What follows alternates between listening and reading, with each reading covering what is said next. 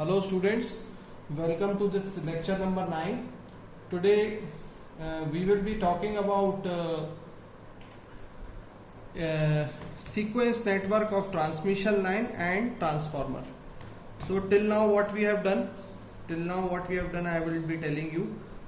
हमने जनरेटर, उसके बाद होता है ट्रांसफॉर्मर, फिर ट्रांसमिशन लाइन, ट्रांसफॉर्मर और फिर होता है लोड। और ये जो पूरा सिस्टम है, जो की पॉइंट्स हैं, की पॉइंट्स उन्हें हमें नहीं भूलना है। जो की पॉइंट्स हैं वो ये थे। नंबर 1 की पॉइंट क्या था कि सिस्टम 3 फेज होते हैं और 3 फेज सिस्टम में फेज ए होता है, फेज बी होता है और फेज सी होता है।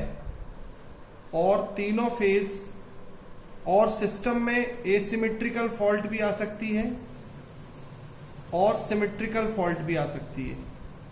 तो अगर एसिमेट्रिकल फॉल्ट आती है तो एसिमेट्रिकल फॉल्ट को सिमेट्रिकल फॉल्ट में कन्वर्ट करने की प्रोसेस हमने देखी कि एसिमेट्रिकल को सिमेट्रिकल करने के लिए हमें इस्तेमाल कर रही है हमने फोर्टेस्की थ्योरम। ये सब चीजें हमारे पुराने वीडियोस में कवर हो गया था। अब हम क्या कर रहे हैं, एक्चुअली हम ये देख रहे हैं कि एक ट्रांसमिशन लाइन में क्या क्या कंपोनेंट होते हैं। वैसे तो बहुत सारे कंपोनेंट होते होंगे, जैसे कि यहाँ सर्किट ब्रेकर्स हैं, रिलेज हैं, लेकिन जो प्राइमरी कंपोनेंट है वो क्या है सिंगल लाइन डायग्राम में, एक जनरेटर है, ट्रांसफॉर्मर है और लोड है। अब लोड का sequence network for the unsymmetrical fault कैसा होगा। अगर एसिमेट्रिकल फॉल्ट आएगा तो लोड कैसे बिहेव करेगा, positive, negative, zero sequence component, ये वी हैव स्टडीड। जनरेटर कैसे करेगा, ये we have studied. Now today what we will be doing, today we will be studying this transmission line.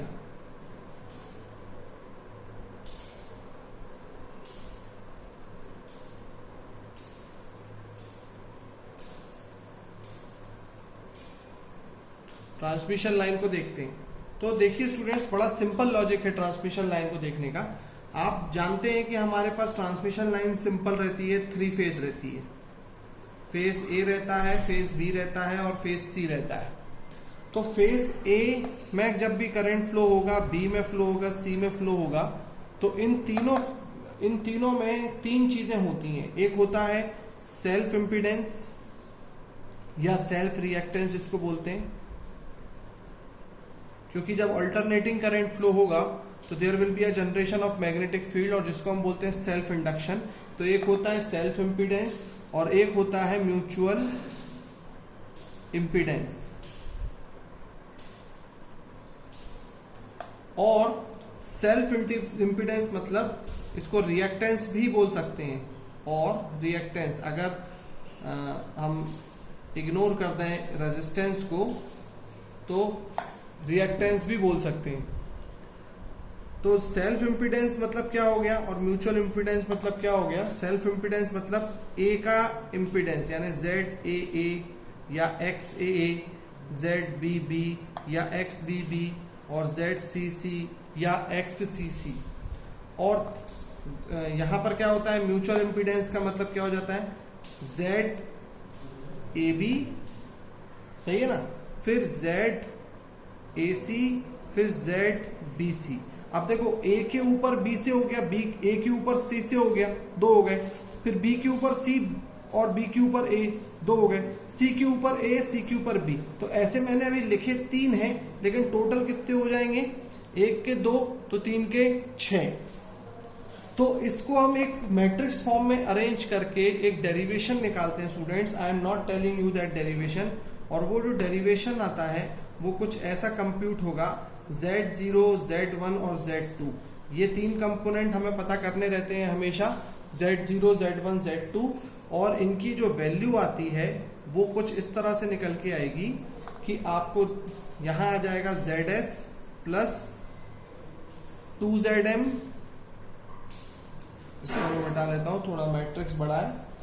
फिर यहाँ पर जो यहाँ आएगा ZS माइनस ZM और यहाँ पर भी आएगा ZS माइनस ZM और इस मैट्रिक्स को हम क्लोज करते हैं। यहाँ आएगा 0, यहाँ आएगा 0, यहाँ आएगा 0, यहाँ आएगा 0, दिस इज 0, दिस इज 0। तो ये चीजें आ जाएंगी। ये चीजें क्या बोलती हैं और लास्ट में इससे क्या हम समझते हैं कि जो Z0 की वैल्यू हुई, Z0 की वैल्यू होगी वो होगी आपकी ZS यानी self impedance plus 2 times mutual impedance. Z1 की जो वैल्यू होगी वो होगी ZS माइनस म्यूचुअल और Z2 की जो वैल्यू होगी वो होगी ZS माइनस ZM। यानी कि ये this both are equal, positive and negative sequence components are equal in the transmission line और zero sequence component is ZS plus 2ZM। I want to tell you कि last year के जो gate का exam है उसमें last या फिर इससे पहले वाला है, याद नहीं आ रहा एग्जैक्टली, बट इसी 2 साल में या हो सकता है पिछले ही साल में एक क्वेश्चन आया है गेट में जिसमें ZS और ZM की वैल्यू गिवन है या फिर पॉजिटिव नेगेटिव जीरो सीक्वेंस, इन 3 सीक्वेंस नेटवर्क की वैल्यू गिवन है और आपको म्यूचुअल पूछा है या सेल्फ पूछा है। कहने का सेंस ये है कि ये चीजें आपको यहाँ याद होना चाहिए, दीज 3 थिंग्स कि पॉजिटिव नेगेटिव और जीरो सीक्वेंस इंपीडेंसेस की वैल्यू क्या होगी in case of transmission line. और अगर ये वैल्यूज आपको न्यूमेरिकल प्रॉब्लम्स में गिवन है तो आप ये निकाल सकते हैं लेफ्ट साइड का, और अगर लेफ्ट साइड के ये गिवन है तो आप राइट साइड का निकाल सकते हैं। I hope it is clear to you. तो अब हमने फाइनली अगर हम देखें तो हमने जनरेटर का पॉजिटिव सीक्वेंस, नेगेटिव और जीरो सीक्वेंस कंपोनेंट को ड्रॉ करना सीख लिया है, लोड का भी सीख लिया है। अगर शॉर्टकट में बताऊं आपको याद करने के लिए तो आपको सिर्फ इतना याद रखना है कि जनरेटर और लोड में बिल्कुल सिमिलैरिटी होती है, कोई चेंजेस नहीं होते। सिर्फ एक ही चेंज है कि जनरेटर में एक सोर्स ऐड कर देते हैं EA पॉजिटिव सीक्वेंस कंपोनेंट में, वो भी VA1 equal to EA minus IA1 Z1, और बाकी बिल्कुल लोड की तरह रहता है। दूसरी चीज जो याद रखने वाली ये है कि 2 टाइप की वाइंडिंग होती हैं 3 फेज सिस्टम में, एक होती है स्टार, एक होती है डेल्टा। तो ट्रांसफार्मर में भी यही चीजें भी आने वाली हैं, लेकिन ट्रांसफार्मर को थोड़ा सा और लंबा इसलिए हो जाता है क्योंकि ट्रांसफार्मर की 2 वाइंडिंग है, एक स्टार होगी, एक डेल्टा होगी, एक डेल्टा होगी, एक स्टार होगी। बहुत सारे कॉम्बिनेशन पॉसिबल हैं इसमें ट्रांसफार्मर में, इसलिए it will take a little bit of time. और स्टार वाइंडिंग अगर ग्राउंड है, स्टार वाइंडिंग अगर it is not ground, open है, तो ये अलग अलग हमने केसेस समझ के जीरो सीक्वेंस कंपोनेंट की वैल्यू निकाली थी कि न्यूट्रल करंट में सिर्फ जीरो सीक्वेंस कंपोनेंट होता है। तो आपको याद होगा Z0 जो होता है यहाँ पर वो अकेला Z0 नहीं होता था, Z0 प्लस 3ZN हो जाता था। तो ये 3ZN वैल्यू सिर्फ zero sequence component of current में आ रही थी। आई hope it is clear till now. Numerical जब हम देखेंगे इसका तो आपको और अच्छे से समझ में आएगा। Now we will be taking transformer.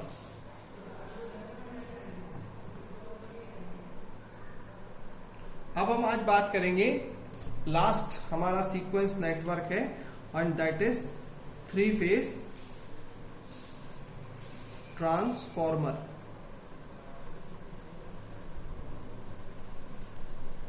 अभी अगर मैं आप लोगों से बोलूं कि ट्रांसफॉर्मर में कितनी वाइंडिंग्स होती हैं, तो you will say that in a transformer sir, in a single phase transformer there is a primary side and there is a secondary side, primary and secondary। सही है ना? ये हो गया मेरा एक सिंगल फेज ट्रांसफॉर्मर। ओके, बात सही है। अगर मैं आपसे बोलूं इसका रिएक्टेंस क्या होता है, तो आप बोलेंगे कि sir secondary side refer to primary, secondary side refer to primary side निकाला जा सकता है, या primary side refer to secondary side निकाला जा सकता है। और फाइनली हम एक leakage reactance plus mutual plus self निकाल के एक एक्स टोटल ऑफ ट्रांसफॉर्मर निकाल सकते हैं, reactance total, which will be the summation of x1 plus x2 n1 by n2 square wire करके जो आप लोगों ने सीखा है मेथड, वो वाला एक हम रिएक्टेंस निकाला जा सकता है। ये बात हो गई सिंगल फेज ट्रांसफॉर्मर की। But when we talk about three phase transformer, तो थ्री फेज ट्रांसफॉर्मर में स्टूडेंट्स क्या है, थ्री फेज ट्रांसफॉर्मर में पहले तो वाइंडिंग कितने फॉर्म की होती हैं, या तो वाइंडिंग्स आर टू टाइप्स, एक है आपकी स्टार, एक है आपकी डेल्टा। और स्टार में भी दो टाइप हैं, एक है आपका अनग्राउंड और ये एक है आपका सॉलिडली ग्राउंड, या मैं लिख देता हूं ग्राउंड। अब ये सॉलिडली और अलग अलग जो टर्मिनोलॉजीज हैं that we will see in the different questions. तो इसकी वजह से what are the various possible connections of a transformer, एक ट्रांसफॉर्मर में various possible connections, there are various possible connections, और वो वेरियस पॉसिबल कनेक्शंस क्या होंगे, वो होंगे आपके, सपोज एक हो गया मेरा स्टार, मतलब प्राइमरी वाइंडिंग स्टार कनेक्टेड है और सेकेंडरी वाइंडिंग भी स्टार कनेक्टेड है, ठीक है। दूसरा क्या आपको आता है याद, एक पॉसिबिलिटी में ऐसे ले लेता हूं, स्टार ग्राउंड और डेल्टा में तो ग्राउंड होता नहीं है, स्टार ग्राउंड कर दिया मैंने। तीसरी प्रोबेबिलिटी क्या हो सकती है आप बताइए, स्टार ग्राउंड और यहां पर भी स्टार ग्राउंड, ठीक है, ये तीसरी प्रोबेबिलिटी हो गई। चौथी प्रोबेबिलिटी क्या हो सकती है बताइए, स्टार और स्टार डेल्टा स्टार हो सकती, मतलब अभी हम ये और भी जो भी प्रोबेबिलिटी है अभी फिलहाल मान लीजिए ऐसी कुछ प्रोबेबिलिटीज हैं। तो अगर ऐसा कुछ डिफरेंट केसेस होते हैं तो आप ट्रांसफॉर्मर का रिएक्टेंस डायग्राम कैसे ड्रॉ करेंगे, उसके लिए मैं सबसे पहले आपको बताना चाहूंगा, हमें 3 डायग्राम्स चाहिए होते हैं, हमें 3 इंपीडेंस की वैल्यूज चाहिए होती हैं, एक होती है पॉजिटिव, एक होती है नेगेटिव और एक होती है जीरो। तो हम बात करते हैं जीरो सीक्वेंस इंपीडेंस की। अच्छा, जीरो सीक्वेंस इंपीडेंस की हम बात क्यों कर रहे हैं ये समझ लीजिए।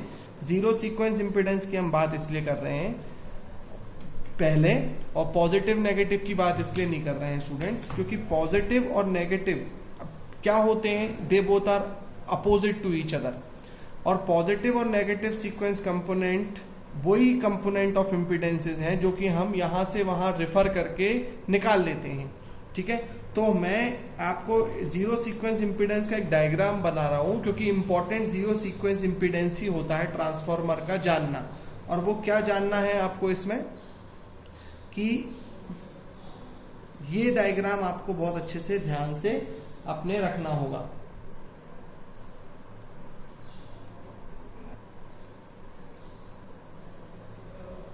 एक स्विच यहां है,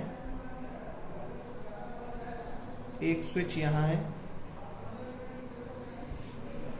फिर से एक स्विच यहां है, एक स्विच यहां है। इसका क्या मतलब हुआ ये देखिए, ये तो वो रिएक्टेंस है जो उसमें मौजूद है, जिसको अपन मान लेते हैं एक्स ट्रांसफॉर्मर। अब ये ट्रांसफॉर्मर की शुरुआत यहां से हुई है, इन दोनों पॉइंट्स से। अब हमें निकालना है जीरो सीक्वेंस कंपोनेंट। तो ये जो साइड है ना, ये वाली साइड जो है, ये वाली,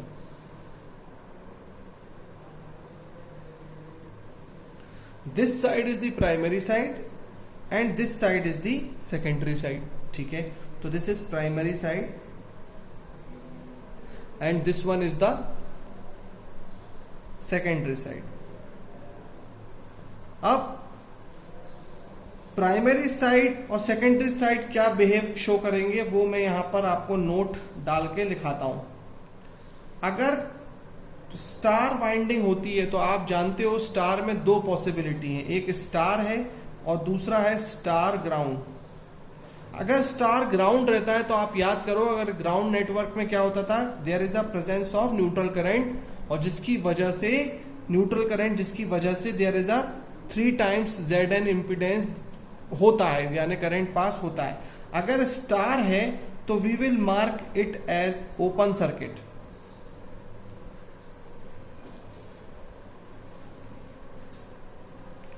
और अगर स्टार ग्राउंड है तो it is marked as short circuit.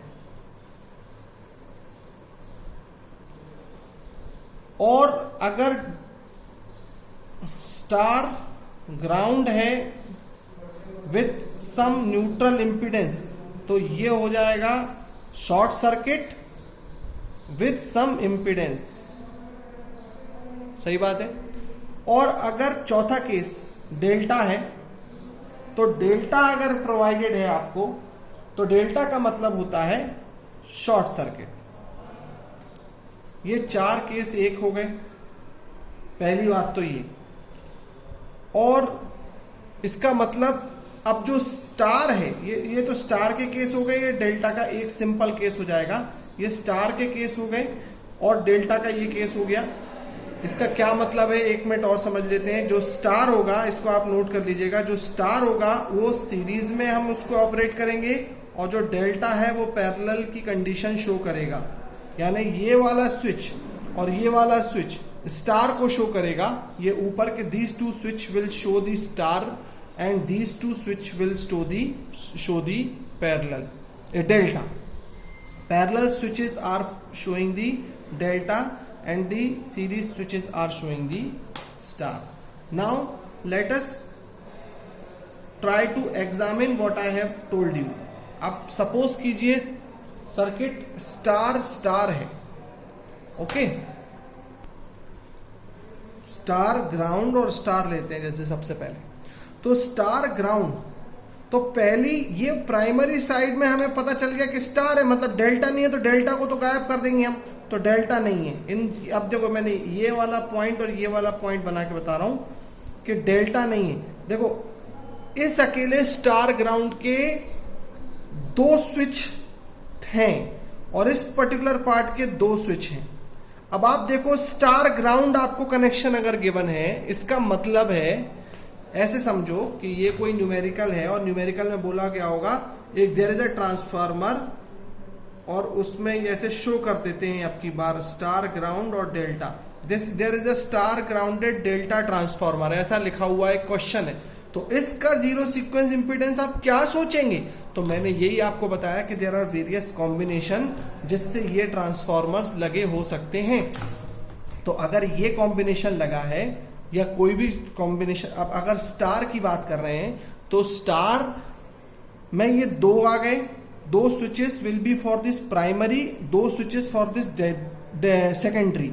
अब स्टार जब शब्द आ गया तो हमें ये इसके बारे में नहीं सोचना है, इसके बारे में सोचना है। अब हम क्या सोचेंगे, इस यहाँ जो स्विच ये वाला स्विच लगा है इसके बारे में हम क्या सोचेंगे, यहाँ हम ये सोचेंगे कि अगर स्टार ग्राउंड है तो इसको शॉर्ट कर दो और आगे बढ़ जाओ, यहां तक पहुंच जाओ। सही है। और अगर ये वाला स्टार होता तो हम इसको ओपन रखते। आप समझ गए मेरी बात। और अब ये ग्राउंड है तो इसको हमने शॉर्ट करके रखा है। अब हम यहां पहुंच गए, तो अब हम यहां जैसे पहुंचे सेकेंडरी साइड में तो बना हुआ है डेल्टा। तो डेल्टा अगर बना हुआ है तो डेल्टा का क्या मतलब हो जाएगा, डेल्टा का मतलब हो जाएगा हम इस स्विच को देखेंगे। अब हमें इससे कोई मतलब नहीं है तो इसको ओपन रखा हमने, इस स्विच को, ये वाले स्विच को हमने ओपन रखा है और ये वाले स्विच को हम शॉर्ट कर देंगे। तो ये हो गया X। तो this is the 0 sequence impedance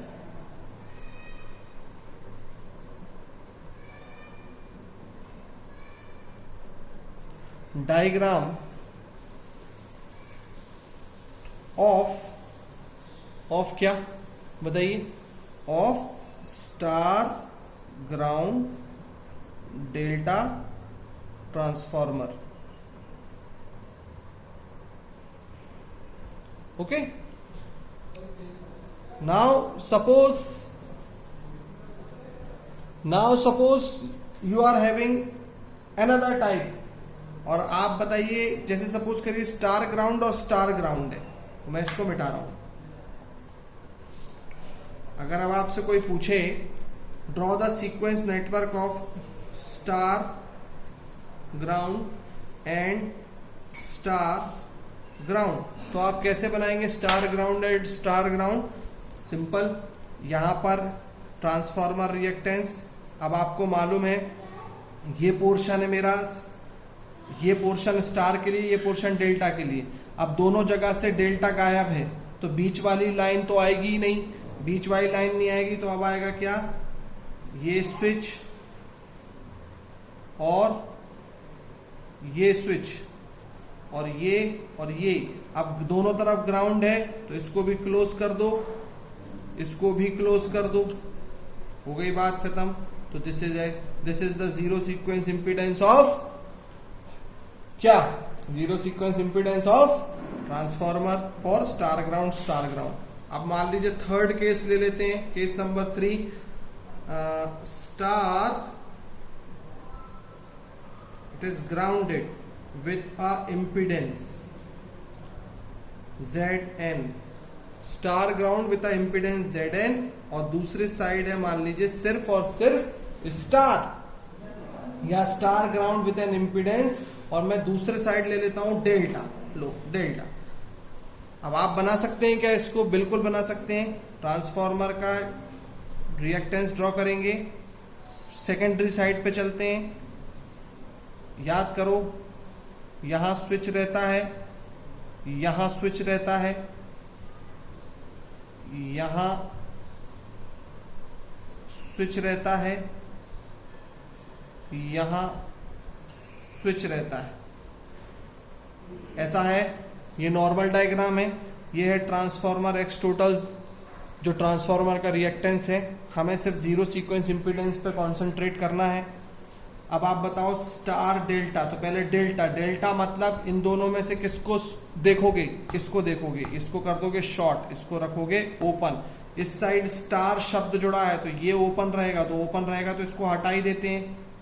और अब स्टार ग्राउंड तो है तो मतलब शॉर्ट हो गया, लेकिन ग्राउंड है विथ Zn, इम्पीडेंस Zn, तो यहां पर एक इम्पीडेंस आ जाएगा जिसको हम बोलेंगे Zn. और अगर आपने अकेला Zn लिख दिया तो आपका हो गया क्वेश्चन गलत, ऑब्जेक्टिव टाइप. यहां आ जाएगा 3Zn. क्यों 3Zn? क्योंकि जीरो सीक्वेंस कंपोनेंट में there is a present of 3 times of IA0 current, इसलिए हो जाएगा 3 टाइम्स Zn. ये बात आप लोगों को यहां अच्छे से समझ में आ गई होगी. अब कुछ क्वेश्चंस हैं जो हम अब करने के लिए रेडी हैं, और अब हम करेंगे अपने नेक्स्ट लेक्चर में. टिल नाउ हमने जो पढ़ाई करी उसमें जनरेटर था, ऑल्टरनेटर जिसको हम बोलते हैं, ऑल्टरनेटर का हमने कर लिया. फिर उसके बाद ट्रांसफॉर्मर का आज हमने निकाल लिया. फिर ट्रांसमिशन लाइन, और फिर लोड. स्टूडेंट्स, ये वाला चैप्टर इसलिए इम्पोर्टेंट है क्योंकि अभी तक हम सब लीनियर चीज़ें पढ़ रहे थे, लेकिन सिस्टम में कभी नॉन लीनियर चीज़ें भी होती हैं, और नॉन लीनियर फॉल्ट ही एसिमेट्रिकल फॉल्ट है. और एसिमेट्रिकल फॉल्ट को सिमेट्रिकल में कन्वर्ट करने के लिए जो रास्ता हमने चुना है फोर्टेस्क्यू थ्योरम से, वो हमें इतना लंबा प्रोसेस दे रहा है, लेकिन और कोई रास्ता भी नहीं है. अगर आप लोग इसमें बेहतर स्टडी करके कोई रास्ता इजीएस्ट वे में बिना डिसॉल्व किए, पॉजिटिव नेगेटिव और जीरो सीक्वेंस में बिना डिसॉल्व किए कंपोनेंट में आंसर निकाल सकते हैं, तो I hope that this will be a very very easy understanding for you all.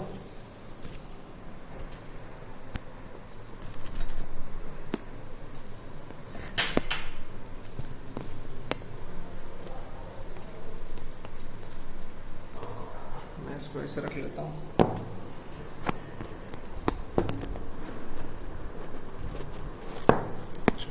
Phone